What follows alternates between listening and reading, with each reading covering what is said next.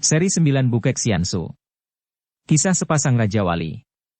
Cerita, Ho Ping Hu. Audiobook, novel silat. Bab 23.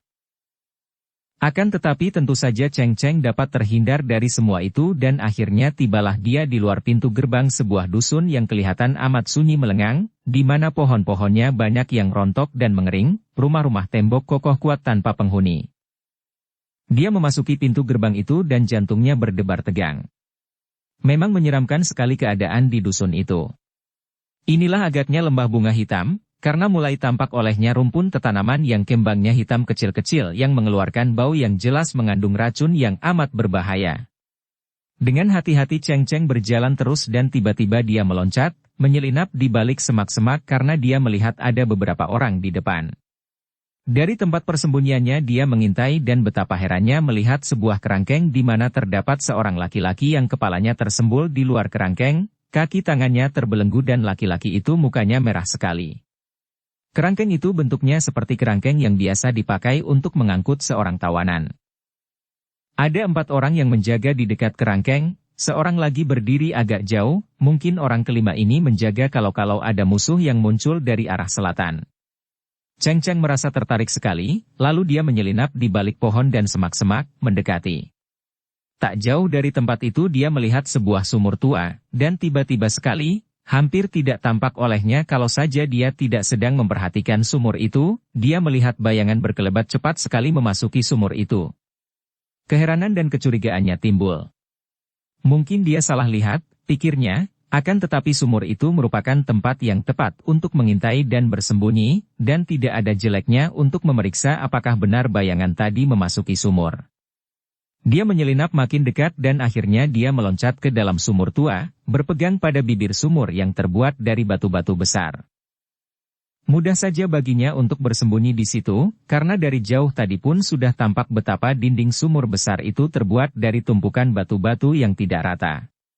Ketika dia menjenguk ke bawah, tiba-tiba bulu tengkuknya berdiri karena kembali dia melihat bayangan orang berkelebat, sekarang di dasar sumur itu dan lenyap. Benarkah ada orangnya di bawah sana yang gelap dan hitam itu? Ataukah dia sudah salah lihat? Agaknya tidak mungkin ada orang di dalam sumur ini, pikirnya dan perhatiannya segera ditujukan lagi keluar sumur, ke arah kerangkeng di mana seorang laki-laki terbelenggu itu. Kini nampak jelas wajah laki-laki yang tertawan itu. Wajah yang gagah bukan main, dan masih muda, akan tetapi kulit muka itu merah seperti terbakar dan matanya menyorotkan sesuatu yang amat aneh. Tiba-tiba Cheng Cheng merasa jantungnya berdebar tegang. Pemuda tampan itu seperti pernah dijumpainya. Tampan dan gagah. Tak salah, pernah dia berjumpa dengan pemuda yang berada di dalam kerangkeng itu. Kalau tak salah, ya, di dalam pasar kuda. Ketika dia menjual belikan kuda, bersama Panglima Soukuit, di dalam pasar itu terdapat 2 orang pemuda yang menarik perhatiannya. 2 orang pemuda tampan. Tentu seorang di antara mereka itulah yang kini berada di dalam kerangkeng ini. Teringat akan sikap 2 orang pemuda itu, yang memandang kagum kepadanya ketika di pasar dahulu, timbul keinginan hati Cheng Cheng untuk menolong pemuda di dalam kerangkeng ini. 4 orang penjaga yang dekat dengan kereta itu bertubuh biasa saja. Akan tetapi sinar mata mereka seram, membayangkan kekejaman hebat. Juga sikap mereka aneh, yang seorang malah tidak bersepatu, dan kadang-kadang mereka itu sama sekali tidak bergerak seperti arca. 3 orang duduk di atas tanah, seorang berdiri dan seorang lagi berdiri jauh dari kerangkeng. Kalau aku serang mereka dan terjadi pertempuran, tentu kawan-kawan mereka akan berdatangan dan kalau banyak orang datang mengeroyok, akan gagallah usahaku menolong. Lebih baik dengan mendadak ku bebaskan dia, agar dapat melarikan diri, pikir Cheng Cheng. Cheng Cheng lalu bergerak naik dan meloncat keluar dari dalam sumur dengan hati-hati sekali, lalu dia mengeluarkan ginkangnya berloncatan ke arah kerangkeng itu. Dia terkejut karena melihat betapa 5 orang penjaga itu sama sekali tidak bergerak, seolah-olah mereka itu benar-benar telah berubah menjadi arca betul. Akan tetapi dia tidak mau peduli lagi, cepat menghampiri kerangkeng. Mau apa kau? Pemuda di dalam kerangkeng melihat Cheng Cheng menghampirinya. Mendongkol juga hati Cheng Cheng mendengar pertanyaan ini. Tidak apa-apa, jawabnya dingin. Hanya ingin membebaskan kau dari dalam kerangkeng ini, yaitu kalau kau mau. Tidak. Jangan lakukan itu, lekas kau lari dari sini kalau kau sayang jiwamu. Cheng Cheng menjadi makin mendongkol lagi. Wataknya memang keras dan suka melawan, makin dikeras dia makin berani dan nekat. Manusia tak mengenal budi. Aku nekat hendak menolong kau malah menolak. Aku tetap hendak menolongmu, hendak kulihat kau mau bisa menolak atau tidak. Dia sudah menggerakkan tangan hendak membongkar kerangkeng itu, akan tetapi tiba-tiba terdengar seruan keras dan 5 orang penjaga itu sudah datang berlari-lari lalu menyerangnya kalang kabut. Nona, siapapun adanya engkau, lekas larilah. Kembali pemuda di dalam kerangkeng berteriak keras. Akan tetapi, andai kata tadinya Cheng Cheng berniat untuk lari, mendengar kata-kata ini saja sudah cukup baginya untuk merubah niatnya itu. Dia menghunus pedang Bantok Kiam, memutar pedang itu dan menangkis serangan 5 orang yang menggunakan senjata golok dan pedang. Terdengar suara nyaring dan 5 orang itu meloncat ke belakang, seorang di antara mereka terus roboh terkena hawa beracun dari Bantok Kiam. Pedang hebat! 4 orang yang lain memuji karena sebagai anggota lembah bunga hitam tentu saja mereka mengenal senjata beracun yang amat berbahaya itu. Baik, kalau kalian sudah mengenal pedangku agar tidak mati penasaran. Majulah. Cheng Cheng memegang sambil mengerling ke arah pemuda dalam kerangkeng dengan senyum mengejek dan menantang. Kerling dan senyumnya seperti berkata, aku tetap hendak melawan, kau mau apa? Akan tetapi mendadak Cheng Cheng melongo karena dia melihat 4 orang lawannya itu sama sekali tidak bergerak lagi, seperti tadi, seolah-olah berubah menjadi patung. Melihat ini, dia tidak membuang waktu lagi, cepat dia menghampiri kerangkeng untuk membebaskan pemuda itu.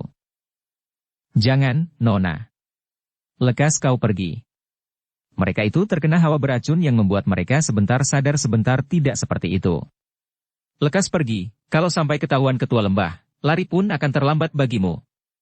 Cheng Cheng memandang dengan cemberut. Kau ini cerewet benar, sih. Kau tidak ingin keluar dari kerangkeng, akan tetapi aku justru ingin membebaskanmu. Jangan, aku keracunan, pergilah saja, Nona. Pemuda itu kembali berkata, wajahnya makin merah dan matanya bersinar-sinar seperti mengeluarkan api. Cerewet.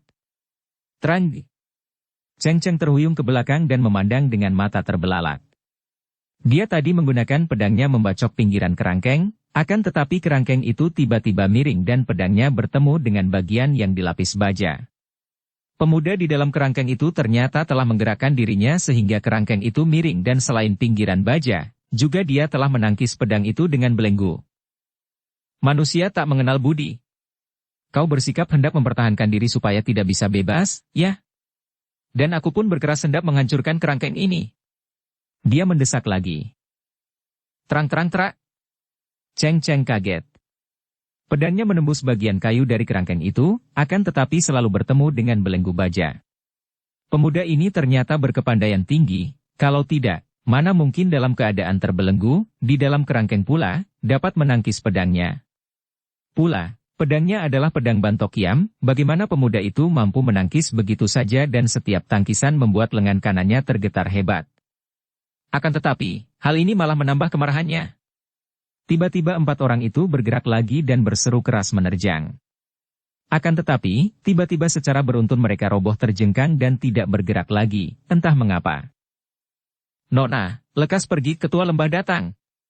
Pemuda di dalam kerangkeng itu berseru. Cheng Cheng memandang dan melihat gerombolan orang yang jumlahnya paling sedikit ada 20 orang berlari-lari datang. Dia tidak takut, akan tetapi maklum bahwa dia tidak akan menang menghadapi begitu banyak orang. Yang membuat dia mendongkol adalah bahwa kekalahannya itu membuat dia tidak akan berhasil membebaskan si pemuda. Memang terjadi perubahan aneh di dalam watak Cheng Cheng setelah dia menjadi murid Bantok Moli dan setelah kini tubuhnya mengandung racun. Perubahan yang membuat dia keras hati, keras kepala, dan aneh tidak lumrah. Dia bukan takut kalau dia kalah dan terluka atau tewas, melainkan khawatir kalau tidak berhasil membebaskan pemuda itu yang makin diinginkannya begitu pemuda itu menolaknya. Kau pergi bersamaku, katanya dan dia lalu mendorong kerangkeng yang beroda itu secepatnya pergi dari tempat itu. Wah, mana bisa melarikan diri kalau mendorong kereta? Kau bocah bandel, keras kepala.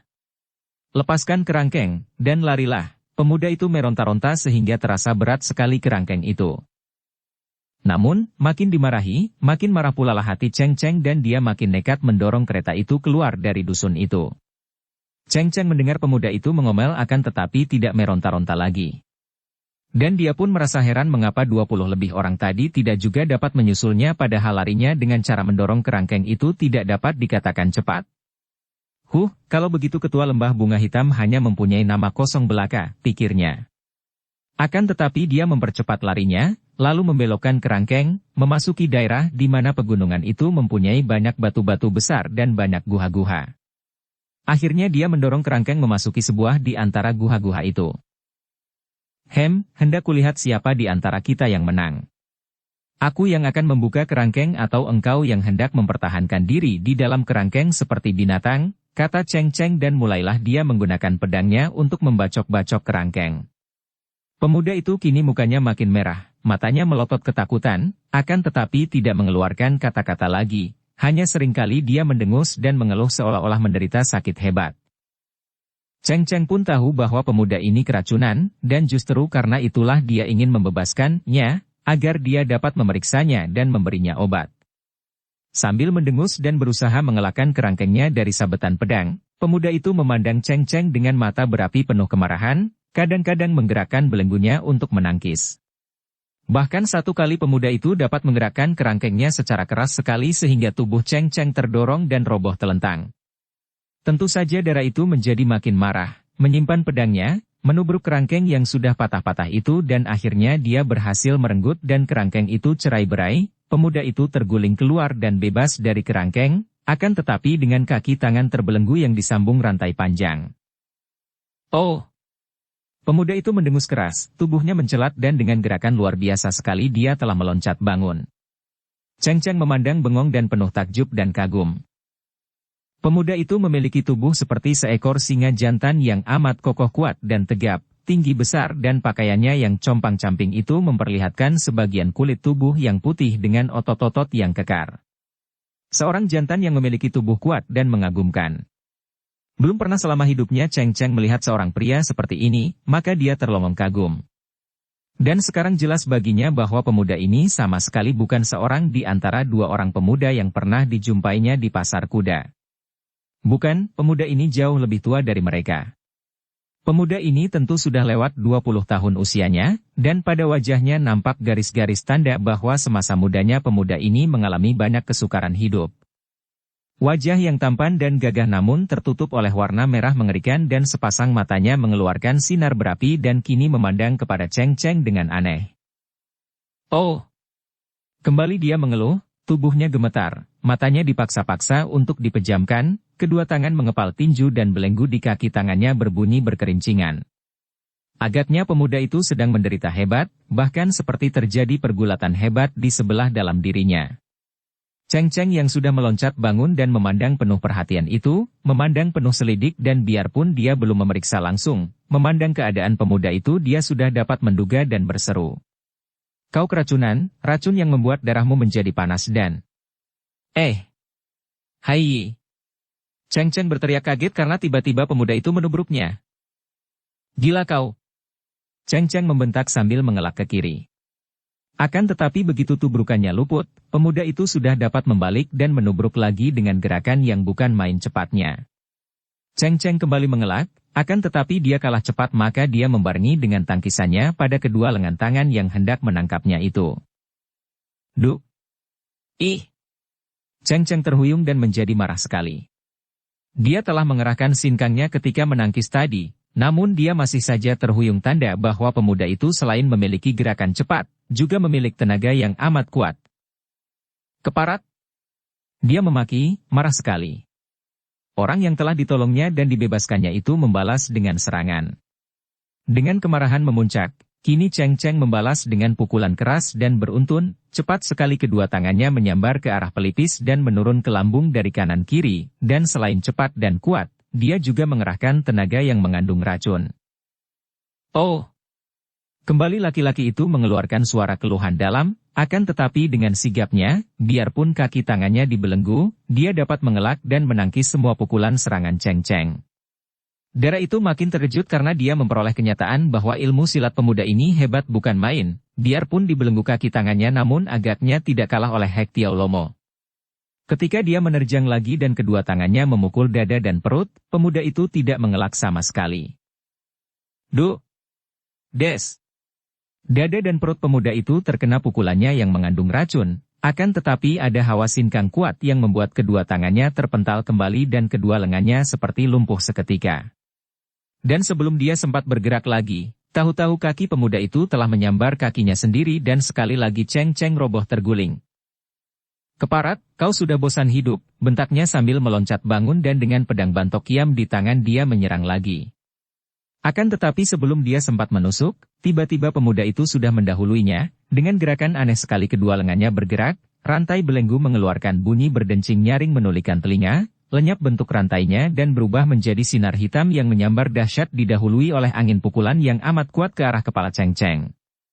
Tentu saja Cheng Cheng menjadi terkejut sekali melihat serangan maut yang amat dahsyat ini. Secepatnya dia mengelak ke samping akan tetapi tiba-tiba lengan tangannya yang memegang pedang menjadi lemas, pedangnya terlepas dan jatuh ke lantai guha karena entah bagaimana caranya, pergelangan tangannya telah kena ditotok oleh jari tangan pemuda itu. Ai! Cheng Cheng menjerit akan tetapi kembali sinar hitam rantai belenggu menyambar ke bagian tubuhnya. Dia membuat gerakan mengelak ke belakang, namun tiba-tiba dia sudah roboh tertotok dalam keadaan lemas dan telentang di atas lantai.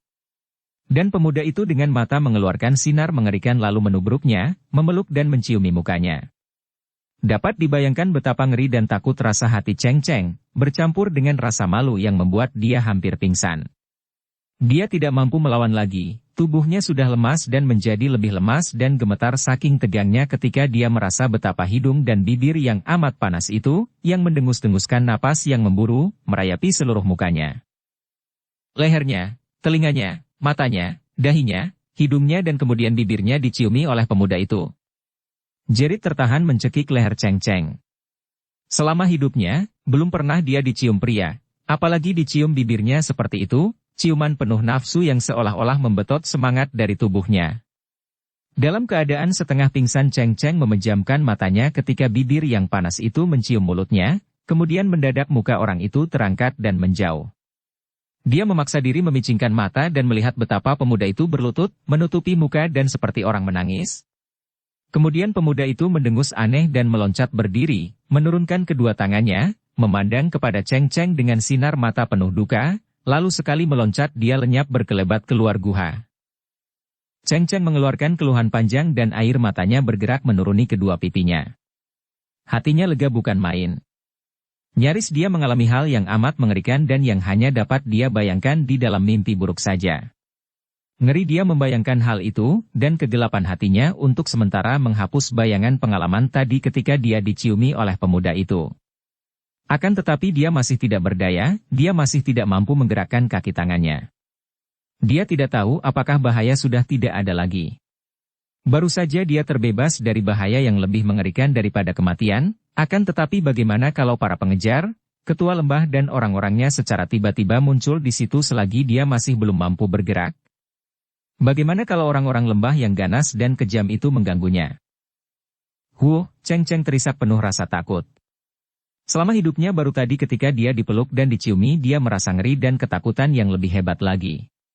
Sukar untuk membayangkan dia diganggu oleh orang-orang lembah. Lebih hebat daripada tadi. Keparat kau.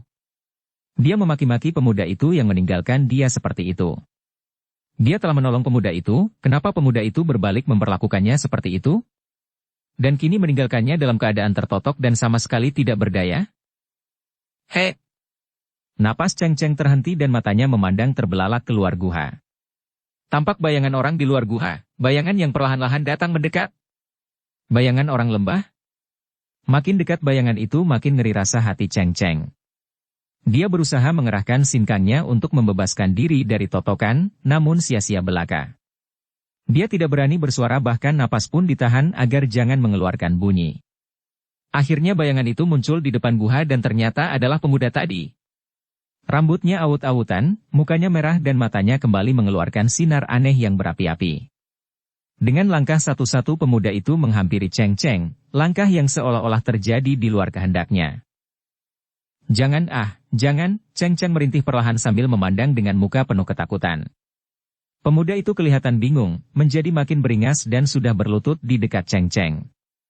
Sampai hampir pecah rasa dada Cheng Cheng karena jantungnya berdebar keras penuh ketegangan. Pemuda itu menggerakkan tangannya sehingga rantai belenggu berdentingan, lalu jari-jari tangannya mengelus pipi Cheng Cheng. Darah ini mengeluh dan memejamkan matanya lagi, kemudian dikeraskan hatinya dan dia membuka mata lalu memaki. Keparat laknat! Apa yang akan kau lakukan? Tidak malukah engkau? Aku telah berusaha menolongmu dan kau membalasnya dengan penghinaan seperti ini? Manusia macam apa engkau? Laki-laki macam apakah engkau ini? Kemarahan mengusir semua rasa takut dan ngeri dan kini Cheng Cheng memandang dengan mata bersinar-sinar. Pemuda itu seperti terpukul oleh dampratan itu, dia bangkit berdiri lagi, meragu dan tiba-tiba tangannya bergerak menampar kepalanya sendiri, lalu membalikkan tubuh dan terhuyung pergi ke pintu guha. Hati Cheng Cheng menjadi lega. Tiba-tiba Cheng Cheng menjadi pucat. Sampai di pintu guha, pemuda itu berhenti, perlahan-lahan membalikkan tubuhnya, memandang kepada Cheng Cheng dengan sinar mata penuh gairah berahi, kemudian mengeluarkan suara keluhan dalam di kerongkongannya lalu, meloncat seperti seekor harimau menerkam ke arah tubuh Cheng Cheng. Cheng Cheng menjerit akan tetapi mulutnya tersumbat ciuman dan ketika jari-jari tangan pemuda itu bekerja, Cheng Cheng merintih dan pingsan tidak ingat apa-apa lagi. Apa bedanya manusia dengan binatang kalau kesadarannya lenyap? Kesadaran lenyap menghilangkan pengertian, dan yang tinggal hanyalah kekerasan berdasarkan dorongan kebutuhan jasmaniah belaka, seperti binatang. Naluri yang ada hanyalah naluri kebutuhan badan. Demikian pula dengan keadaan pemuda itu. Terpengaruh oleh racun yang amat hebat, yang bagi orang lain tentu mendatangkan akibat maut yang tak mungkin dapat dihindarkan lagi, pemuda ini kehilangan kesadarannya. Biarpun dia sudah berusaha melawannya dengan sedikit ingatan yang masih ada, namun hawa racun itu akhirnya menang, merampas seluruh kesadarannya dan membuat dia bertindak seperti binatang dan menurutkan dorongan kebutuhan jasmani yang pada saat itu dikuasai oleh nafsu berahi yang amat dahsyat sebagai akibat pengaruh racun yang memenuhi tubuhnya. Maka terjadilah hal yang tak mungkin dapat terelakkan lagi oleh Cheng Cheng dan tak mungkin dapat dipertahankan lagi oleh pemuda itu. Beberapa lama kemudian, tampak pemuda itu melangkah keluar dari guha, berkali-kali menampar kepalanya sendiri, dengan wajah muram namun tidak liar lagi, dan mulutnya mengeluarkan kata-kata berulang-ulang. Terkutuk! Terkutuk! Jauh lebih lama kemudian, Cheng Cheng mengeluh dan siuman. Ternyata dia sudah dibebaskan dari totokan, tubuhnya terasa sakit-sakit dan ada sesuatu yang tidak wajar. Cheng Cheng teringat akan semua pengalamannya sebelum dia pingsan. Ingatan ini mengejutkan hatinya, apalagi setelah dia melihat betapa pakaiannya terbuka dan terdapat noda darah di pahanya, tiba-tiba dia menjerit dan roboh pingsan lagi. Perlahan-lahan darah yang tertimpa malapetaka itu siuman, merintih dan menangis dengan sedih sekali. Dia mencengkeram tanah dan batu, memukul-mukul tanah dan menangis makin sedih. Makin dikenang, makin dibayangkan, makin sakit rasa hatinya karena dia kini sudah merasa yakin bahwa dia telah diperkosa oleh pemuda itu. Tiba-tiba dia meloncat berdiri, tidak mempedulikan pakaiannya yang terbuka, kedua tangannya dikepal, lalu disambarnya pedang bantok kiam yang masih berada di lantai guha. Jahanam! Keparat buruk! Manusia laknat! Iblis keji, aku bersumpah akan membunuhmu. Aku akan menyiksamu, akan kusayat-sayat tubuhmu, kuhancurkan kepalamu, kuremuk semua tulang di tubuhmu.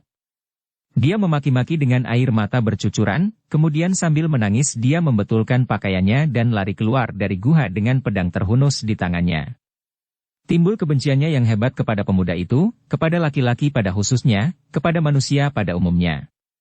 Tanpa disadarinya, saat itu terjadilah perubahan hebat pada dirinya. Di lubuk hatinya tumbuh perasaan benci yang amat berat, yang meracuni seluruh darahnya, yang mengakibatkan watak yang kejam di dalam dirinya. Peristiwa hebat yang mengguncangkan seluruh batinnya itu menambah dengan hebatnya perubahan yang memang mulai terjadi di dalam dirinya akibat ilmu tentang racun yang sifatnya kejam semenjak dia menjadi murid Bantok Moli.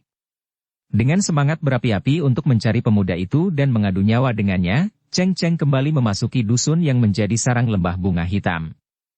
Dari jauh sudah tampak olehnya serombongan orang yang jumlahnya 9, dan orang-orang itu menjadi terkejut ketika melihat seorang gadis dengan pedang di tangan berlari cepat mendatangi dan langsung menyerang mereka dengan ganas.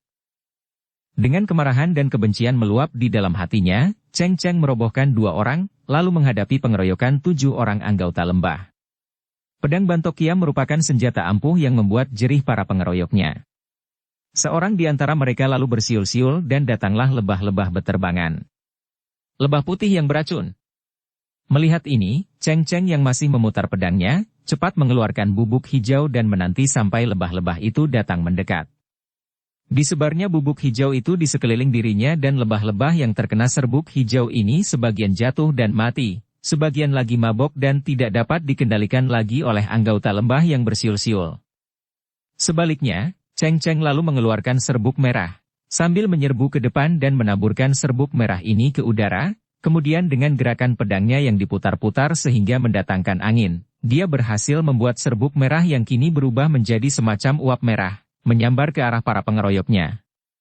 Orang-orang lembah yang kesemuanya adalah ahli-ahli racun, ternyata tidak mengenal uap merah ini. Mereka hanya menjauhkan diri lalu menghampiri Cheng Cheng dari arah lain agar tidak terkena serbuk merah. Akan tetapi mereka mencium bau tajam dan celaka bagi mereka yang terdekat, karena kelihayan racun serbuk merah ini adalah pada baunya. Begitu mencium bau keras ini, 2 orang menjadi pening dan terhuyung-huyung, berseru. Celaka, lalu meninggalkan gelanggang pertempuran. Sementara itu, Cheng Cheng sudah menerjang lagi, pedangnya berhasil merobohkan seorang lagi karena hawa beracun yang keluar dari pedang itu, dan ludahnya merobohkan 2 orang lain. Mampuslah kalian, keparat! Mampuslah! Berkali-kali mulutnya berkata demikian karena dia membayangkan para pengeroyok itu sebagai pemuda yang telah memperkosanya, atau setidaknya mereka itu dianggap wakil pemuda itu yang harus dibalasnya. Oleh karena itu, sepak terjangnya mengerikan, dan dia mengamuk seperti seekor harimau kelaparan. Akan tetapi berbondong-bondong datanglah orang-orang lembah yang tadinya meninggalkan lembah itu untuk melakukan perang melawan orang-orang Pulau Neraka. Karena menyangka bahwa gadis itu tentulah seorang di antara orang-orang Pulau Neraka, mereka menyerbu dan mengeroyok. Cheng Cheng tidak peduli dan sama sekali tidak gentar menghadapi pengeroyokan banyak orang ini. Dia mengamuk terus, menggerakkan pedangnya yang ampuh dan menyebar racun-racunnya, melakukan pukulan-pukulan beracun bahkan menyerang dengan ludahnya. Banyak di antara para pengeroyoknya roboh menjadi korban dan akhirnya terdengar bentakan keras. Mundur semua, dan Cheng Cheng berhadapan dengan seorang kakek tua yang amat mengerikan. Kakek ini usianya tentu sudah 60 tahun lebih, tinggi kurus dan mukanya hanya kelihatan tengkorak terbungkus kulit belaka. Pakaiannya serba hitam dan matanya hampir hitam seluruhnya karena bagian putihnya juga gelap, kemerahan mengarah warna hitam sehingga kalau dia memandang orang, amatlah mengerikan. Nona, siapakah kau? Apakah kau seorang Pulau Neraka? Banyak cerewet? Engkau tentu ketua lembah bunga hitam, bukan? Nah, majulah, bentak Cheng Cheng yang sudah menerjang maju dengan pedangnya menyerang kakek itu. Kakek itu bertangan kosong, ketika dia menggerakkan kedua tangannya, terdengar suara cering, dan tangan kanan Cheng Cheng tergetar. Kiranya kakek itu telah menggunakan kuku jari tangannya menyentil dan sentilan ini saja sudah membuat pedangnya tergetar dan hampir terlepas dari pegangan. Hal ini cukup menjadi bukti bahwa kepandaian kakek ini hebat sekali. Tenaga sinkangnya juga jauh lebih tinggi dan kuat daripada tenaganya sendiri. Namun tidak ada sedikit pun rasa gentar di dalam hati Dara yang sudah terbakar hangus oleh rasa dendam yang amat hebat itu. Mati baginya bukan apa-apa lagi dan yang terasa hanyalah kebencian yang bernyala makin besar dan membakar semua perasaan ini. Dengan kenekatan yang luar biasa dia menyerang kakek bermuka tengkorak itu dengan pedangnya. Ketua lembah bunga hitam itu tertawa dan menghadapi Cheng Cheng dengan tangan kosong saja, akan tetapi biarpun demikian, segera dia membuat Dara itu kalang kabut karena memang kepandaian kakek ini jauh lebih tinggi. Cheng Cheng kembali mengalami pertandingan seperti ketika dia melawan ketua Pulau Neraka, dan merasa dipermainkan tanpa dapat mendesak lawan sama sekali. Biarpun dia juga membantu pedangnya dengan pukulan beracun tangan kiri, dan bahkan menggunakan rambutnya dan ludahnya yang beracun, namun tetap saja dia dipermainkan dan didesak hebat. Hahaha, bocah lancang, ilmu kepandaianmu lumayan dan pengetahuanmu tentang racun hebat. Lekas kau berlutut dan menjadi muridku, dan aku akan mengampunkan kesalahanmu. Mampuslah. Cheng Cheng membentak dan menusukkan pedangnya dengan nekat dan dahsyat. Pedang baik, kakek itu mengelak. Tapi kau keras kepala. Pada saat pedang meluncur lewat, kakek itu menggerakkan kakinya yang merupakan tendangan berputar. Sama sekali tidak diduga oleh Cheng Cheng sehingga lambung darah ini terkena tendangan. Dia terjengkang dan terbanting keras. Akan tetapi sebelum kakek itu menyusul dengan serangan lain yang tentu akan merupakan bahaya bagi Cheng Cheng. Tiba-tiba terdengar suara lembut yang datangnya dari arah sumur tua yang pernah dipakai oleh Cheng Cheng untuk bersembunyi mengintai ketika pemuda yang telah memperkosanya itu menjadi tawanan dalam kerangkeng. Kiosek, apakah kau sudah melupakan istana gurun pasir?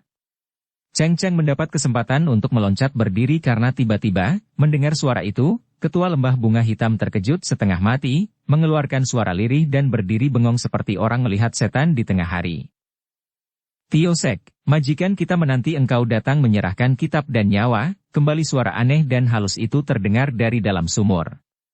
Ketua lembah memandang ke arah sumur, mukanya pucat sekali sehingga dia makin mirip dengan mayat hidup. Kemudian terdengar keluhan aneh dari dalam kerongkongannya dan dia membalikkan tubuhnya, mencelat jauh dan lari secepatnya, dalam sekejap mata saja sudah lenyap dari situ.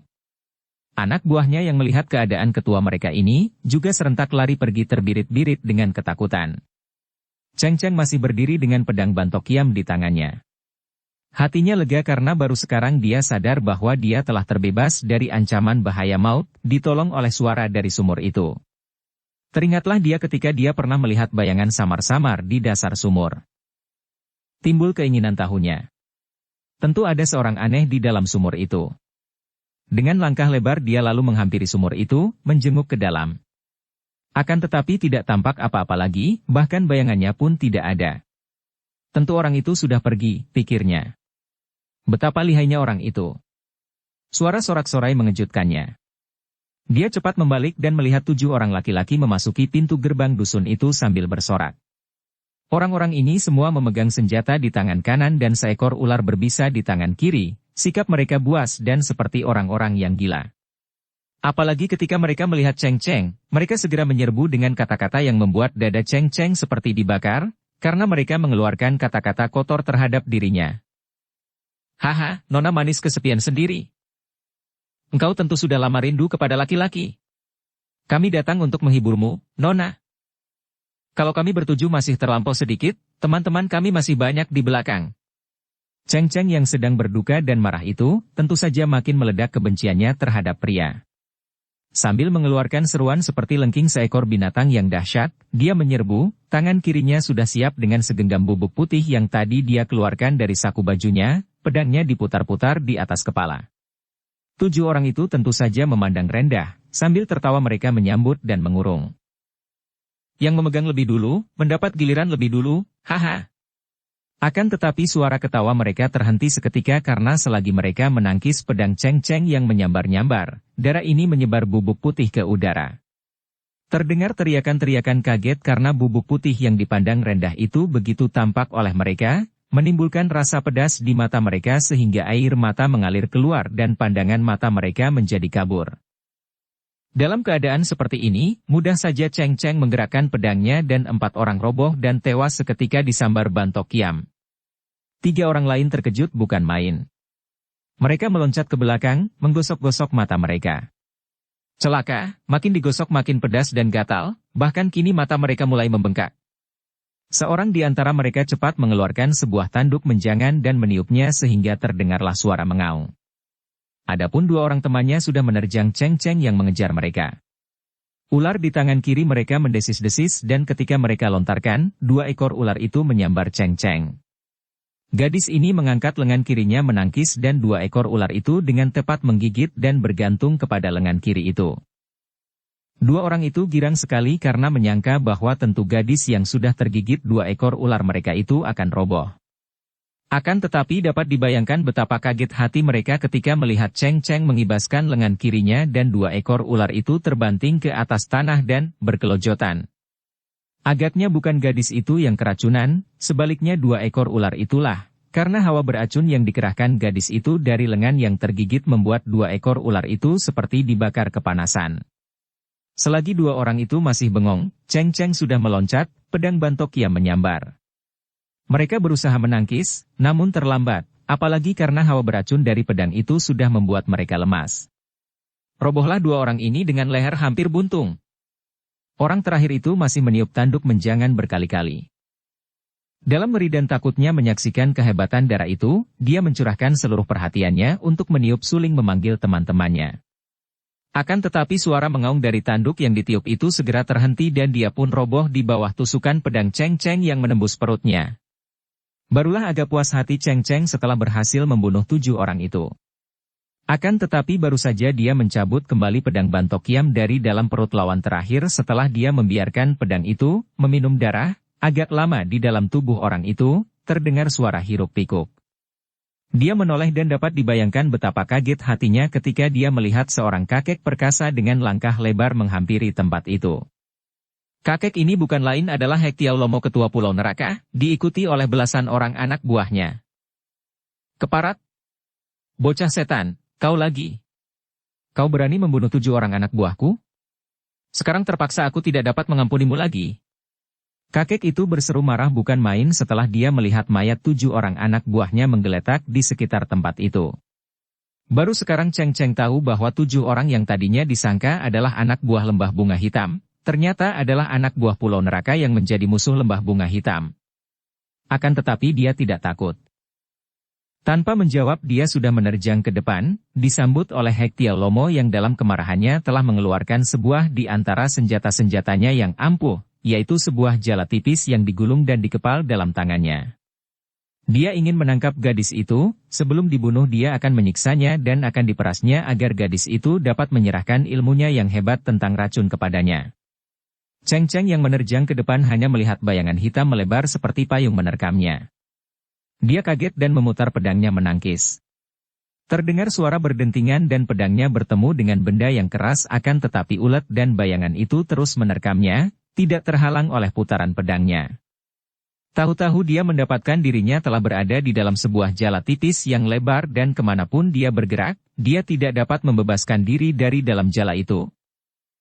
Dia melihat kakek raksasa itu memegang tali jala dari tempat yang jauhnya ada 3-4 meter, sambil tertawa. Kemarahannya timbul dan dia menjadi nekat, biarpun berada di dalam jala, dia meloncat dengan maksud menerjang kakek itu dan menyerang dengan pedangnya dari balik jala. Akan tetapi tiba-tiba kakek itu membetot dan Cheng Cheng yang merasa kakinya diangkat, kehilangan keseimbangan tubuhnya dan terguling roboh di dalam jala.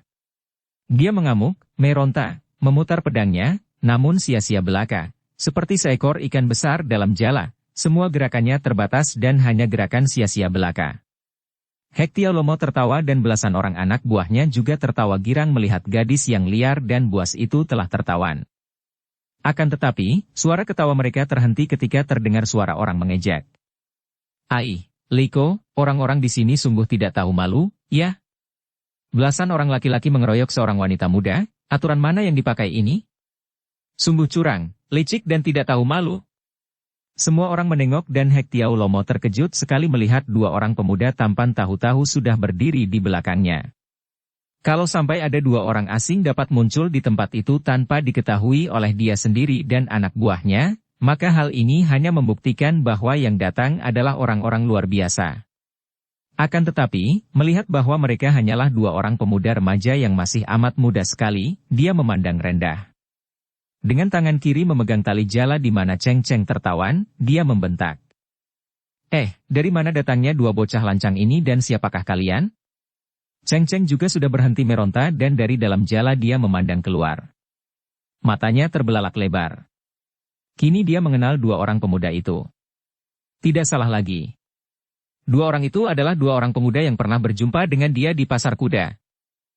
2 orang pemuda yang tampan dan seorang di antaranya ceriwis, pandang matanya nakal dan mulutnya selalu tersenyum penuh gairah, sedangkan yang kedua pendiam dengan sinar mata yang tajam dan tenang. Cheng Cheng sendiri memandang rendah. "Kalian mencari mampus," pikirnya. Tentu 2 orang pemuda ini akan tewas di tangan ketua Pulau Neraka dan anak buahnya yang lihai. Akan tetapi dia tidak peduli. Biarlah mampus semua laki-laki di dunia ini, apalagi 2 orang pemuda tampan ini mengingatkan dia akan pemuda laknat yang dicarinya dan dibencinya. "Mampuslah kalian! Mampuslah kalian semua laki-laki di dunia!" Cheng Cheng memandang dan kini mereka telah mulai bertanding. Dua orang pemuda itu tadinya bersikap tenang saja. Akan tetapi pemuda yang lebih muda, yang tersenyum-senyum dan bermata nakal, memandang ketua Pulau Neraka dan berkata, "Ai, kiranya Hektiau Lomo dan anak buahnya. Pantas saja tidak segan melakukan kecurangan, kiranya ketua Pulau Neraka yang seperti iblis. Masih baik kita keburu datang untuk mencegah perbuatanmu yang buruk." Mendengar ini, Hektiau Lomo dan anak buahnya menjadi terkejut bukan main. Jarang ada orang yang mengenal ketua Pulau Neraka, apalagi hanya dua orang pemuda remaja ini. "Kalian siapa, bocah lancang?" bentaknya. "Kami adalah orang-orang yang akan menghabiskan riwayatmu, Hektiau Lomo. Kami adalah sepasang Raja Wali Putih." Mendengar julukan yang tak pernah didengar sebelumnya ini, Hektiau Lomo mendongkol. Tentu bocah ini sengaja menggunakan julukan Raja Wali Putih untuk mempermainkannya, karena dia sendiri berjuluk Hektiau Lomo, iblis tua Raja Wali Hitam. "Keparat, bersiaplah untuk mampus," bentaknya tanpa peduli lagi akan nama mereka dan dia sudah memberi isyarat kepada para anak buahnya. Belasan orang itu maju mengepung dua orang pemuda itu yang tetap bertangan kosong. Akan tetapi begitu mereka menyerbu ke depan, dua orang pemuda itu mengeluarkan suara melengking seperti dua ekor Raja Wali, dan ketua Pulau Neraka menjadi bengong dan kaget melihat betapa dua orang pemuda itu kini bergerak secepat burung-burung Raja Wali. Mereka berkelebat ke sana-sini dan berturut-turut robohlah 4 orang anak buah Pulau Neraka tanpa mereka itu tahu bagaimana mereka dirobohkan karena cepatnya gerakan dua orang pemuda itu. Cheng Cheng sendiri memandang kagum. Kini dia melihat ketua Pulau Neraka melepaskan tali jala dan maju sendiri menyerbu, setelah melolos sebatang cambuk baja lemas yang tadinya membelit pinggangnya yang besar. Terdengar bunyi ledakan-ledakan keras ketika cambuk itu menyambar-nyambar ganas mengikuti berkelebatnya bayangan dua orang pemuda itu. Hebat memang tenaga Hektiau Lomo dan cambuk panjang itu dahsyat sekali. Namun dengan lincah, dua orang pemuda itu dapat mengelak dengan loncatan-loncatan yang tampaknya tubuh mereka itu meloncat ke sana-sini seperti kilat menyambar. Cheng Cheng meronta setelah melihat tali jala tidak dipegang lagi oleh Hektiau Lomo. Dari dalam jala, dia menarik tali yang mengikat jala dan perlahan-lahan dia dapat membebaskan diri. Setelah bebas, dengan pedang diputar ganas dia menyerbu dan menyebar racun di antara para anak buah Pulau Neraka. Melihat ini, Hektiau Lomo menjadi khawatir sekali. Baru sekarang dia memperoleh kenyataan betapa dua orang pemuda itu benar-benar hebat sekali kepandaiannya. Ketika dia menggunakan sinkang sekuatnya di kanan kiri mendorong ke depan, pemuda yang lebih tua menyambut dorongan tangan itu dengan tangan kanannya. "Duh!" Hektiau Lomo meloncat mundur dan mukanya menjadi pucat. Dia mengenal ilmu sinkang Swat Im Sin Chiang, tangan sakti inti salju, yang membuat lengan kirinya terasa dingin sekali. "Pulau Es!" serunya dan kini matanya terbelalak lebar. Dia ingat akan dua orang putra majikan Pulau Es yang pernah ditawannya dan dua orang anak itu berhasil melarikan diri dengan menunggang 2 ekor burung Raja Wali Putih. Kiranya kalian, dua orang pemuda itu memang Sumakian Li dan Sumakian Bu. Mereka hanya tersenyum dan kini Hektiau Lomo maklum bahwa kalau sampai ayah atau ibu dua orang pemuda itu ikut datang, dia dan anak buahnya akan celaka. Maka dia bersuit nyaring lalu meloncat ke belakang, dan larilah ketua Pulau Neraka ini diikuti oleh sisa anak buahnya. Qian Li dan Qian Bu tidak mengejar. Qian Bu berpaling memandang Cheng Cheng yang masih berdiri dengan pedang di tangan. "Syukur kau telah selamat, Nona," kata Qian Bu yang lebih berani menghadapi seorang wanita daripada kakaknya. "Dan selamat berjumpa untuk yang kedua kalinya. Kita saling bertemu untuk pertama kali di pasar kuda itu. Ingat, bukan? Perkenalkan, namaku adalah Sumakian Bu dan ini adalah kakakku, Sumakian Li. Bolehkah kami mengetahui namamu?" Tiba-tiba Cheng Cheng menggerakkan pedangnya ke kiri. Cerak, dan roboh kembalilah anggota Pulau Neraka yang tadinya hendak bangkit duduk. Orang yang tadinya menderita luka itu, roboh dan tewas karena pedang Bantokya membacok lehernya hampir putus. Melihat ini, Sumakian Bu dan Sumakian Li terkejut sekali. Qian Li mengerutkan alisnya sedangkan Qian Bu memandang bengong. Dan kagum akan kecantikan dan kegagahan darah ini, akan tetapi mengapa darah ini sekarang menjadi seorang manusia yang begini buas dan kejam, jauh sekali bedanya dengan dahulu ketika mereka jumpa di pasar kuda. Dahulu, darah itu berwajah cantik manis dan berseri, agaknya selalu riang dan sinar matanya menari-nari, bibirnya selalu tersenyum. Akan tetapi sekarang, biarpun cantiknya masih sama, bahkan bertambah karena kelihatannya kecantikannya makin matang, tubuhnya makin padat berisi, gerak-geriknya makin lincah, namun di balik wajah yang cantik jelita itu terbayang sifat yang dingin membeku, kebencian yang membayang dari pandang matanya, bibirnya ditarik seperti orang yang kesakitan dan menderita hebat. Dan perbuatannya tadi amatlah kejam dan mengerikan. Membacok mati seorang bekas lawan yang sudah tidak berdaya seperti itu hanya dapat dilakukan oleh seorang yang berhati kejam dan penuh kebencian. Segala macam kekacauan, kejahatan dan permusuhan di dunia ini bersumber kepada pikiran. Pikiran adalah si aku yang berkembang karena ingatan. Pengalaman-pengalaman yang menyenangkan dan menyusahkan ditumpuk di dalam ingatan dan menjadi pupuk bagi pikiran yang menciptakan si aku. Si aku yang ingin mengulang kembali kesenangan yang pernah dinikmatinya. Si aku yang ingin menghindari kesusahan yang pernah diderita.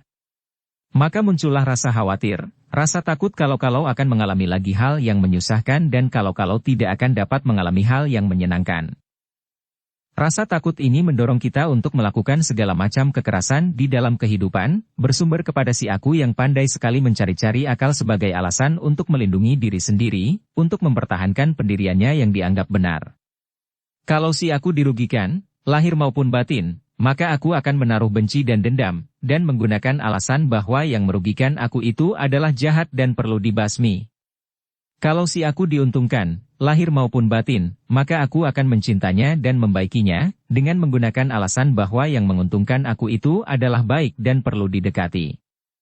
Kita memuja dan menyembah-nyembah para dewa, para nabi, bahkan Tuhan, karena kita yakin bahwa mereka itu menguntungkan kita, setidaknya menguntungkan batinnya dan menimbulkan harapan, menjadi pegangan, jelasnya mendatangkan harapan keuntungan lahir batin bagi kita, maka kita memuja dan menyembahnya. Sebaliknya, kita membenci dan mengutuk setan dan iblis, karena kita yakin pula, sungguh pun keyakinan ini hanya merupakan jiplakan dari tradisi belaka, bahwa setan dan iblis atau hantu itu merugikan kita, lahir maupun batin. Jelasnya, yang kita anggap baik, yaitu yang menguntungkan kita lahir maupun batin, akan kita puja-puja. Sebaliknya, yang kita anggap jahat, yaitu yang merugikan kita lahir atau batin, akan kita kutuk dan benci. Jelas, bahwa rasa suka atau benci kita bukan karena keadaan si benda di luar diri kita, melainkan diputuskan oleh pertimbangan kita sendiri, yaitu merugikan atau menguntungkan. Rasa suka atau benci melahirkan anggapan kita tentang baik dan jahat, yang menguntungkan kita adalah baik dan yang merugikan kita adalah jahat. Kenyataan ini sudah berlangsung ribuan tahun di dalam kehidupan manusia dan telah dianggap sebagai alat yang lumrah. Kita tidak lagi melihat kejanggalan dan kepalsuannya.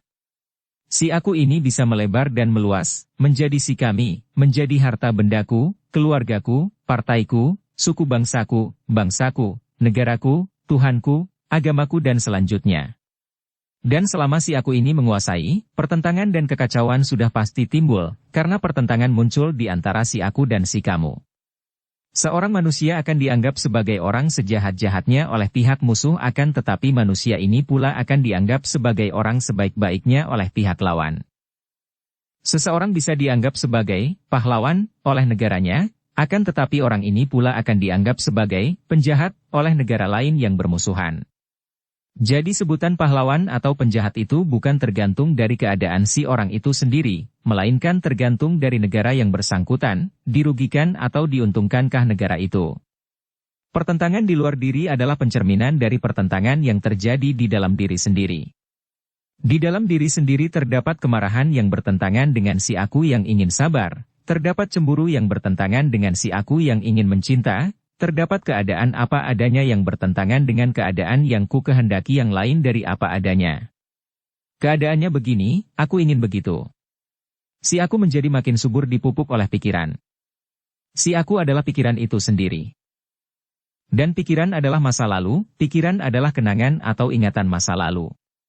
Bebas dari masa lalu, bebas dari pikiran, berarti bebas dari si aku tukang mengacau kehidupan ini. Pikiran hanya baik kalau dipergunakan di dalam tugasnya yang tak dapat dihindarkan lagi, untuk bekerja, bicara, dan segala pelaksanaan pekerjaan sehari-hari. Namun sekali pikiran bercampur tangan memasuki perhubungan antara manusia, akan rusaklah keadaannya. Cheng Cheng telah diracuni oleh pikirannya sendiri karena dia selalu teringat akan peristiwa yang menimpa dirinya. Dirinya telah diperkosa, berarti telah dirugikan secara hebat oleh seseorang, maka kenangan akan hal ini mendatangkan kebencian yang amat hebat dan kebencian ini meracuni dirinya, membuat dia membenci semua manusia, terutama kaum pria. Tentu saja dia mengerti bahwa dia telah diselamatkan oleh Suma Qianli dan Suma Qianbu. Andai kata dua orang yang menolongnya itu wanita, agaknya dia tidak akan segan-segan untuk menghaturkan terima kasihnya.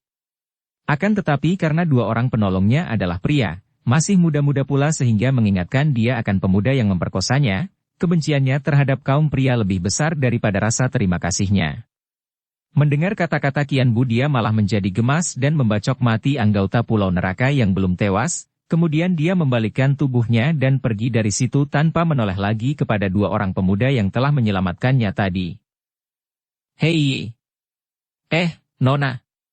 Qianbu berteriak, akan tetapi Cheng Cheng tidak menjawab, menoleh pun tidak, bahkan kini darah ini melarikan diri dengan cepat, seluruh perhatiannya telah dipusatkan ke depan untuk mencari pemuda laknat yang telah memperkosanya.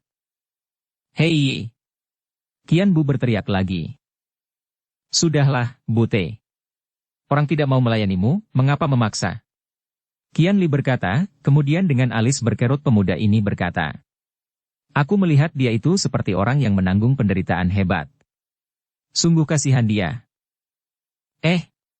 Gadis sombong dan angkuh seperti itu, yang telah kita tolong dan kita selamatkan nyawanya dari ancaman bahaya maut akan tetapi sepatah kata pun tidak sudi melayani kita bicara, engkau malah menaruh kasihan kepadanya? Bute, jangan tergesa-gesa menjatuhkan pendapat akan seseorang yang belum kita kenal keadaannya. Gadis itu patut dikasihani, Qianbu menghela napas. Kau memang aneh, Liko.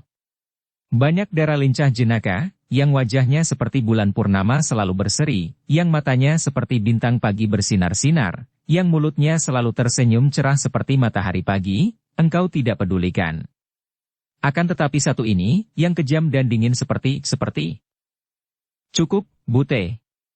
Mari kita lanjutkan perjalanan kita. Qianli berkata singkat lalu pergi dari situ. Qianbu membelalakan matanya, menggoyang pundak lalu terpaksa mengikuti kakaknya. Bagaimana dua orang pemuda ini dapat berada di tempat itu sehingga secara kebetulan dapat menyelamatkan Cheng Cheng? Seperti telah kita ketahui, Qianli dan Qianbu berada di kota raja dan di dalam pesta yang diadakan oleh Pangeran Liong Dinong. Dua orang pemuda Pulau Es ini telah bertemu dengan kakak mereka, Putri Milana. Mereka diajak pulang oleh Putri Milana dan setelah kakak beradik itu bercakap-cakap penuh kegembiraan dan keharuan, akhirnya beberapa hari kemudian Milana mengambil keputusan untuk mengirim dua orang adiknya ini menjumpai Jenderal Cao Liang di utara. Putri ini maklum betapa pihak pemberontak telah menyusun kekuatan. Tidak ada orang lain yang lebih dapat dipercaya daripada Qianli dan Qianbu untuk membawa suratnya kepada Jenderal Cao yang dia tahu merupakan satu-satunya orang yang terkuat dan menguasai bala tentara besar, juga amat setia kepada Kaisar. Dia lalu menulis surat untuk Jenderal Cao Liang, mengajak jenderal itu untuk bersama-sama menumpas pemberontak, menggunakan pengaruh kedudukannya dan menggunakan kekuatan pasukannya.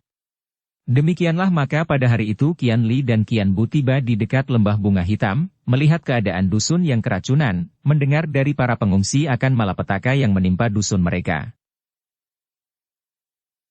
Bersambung ke bab 24.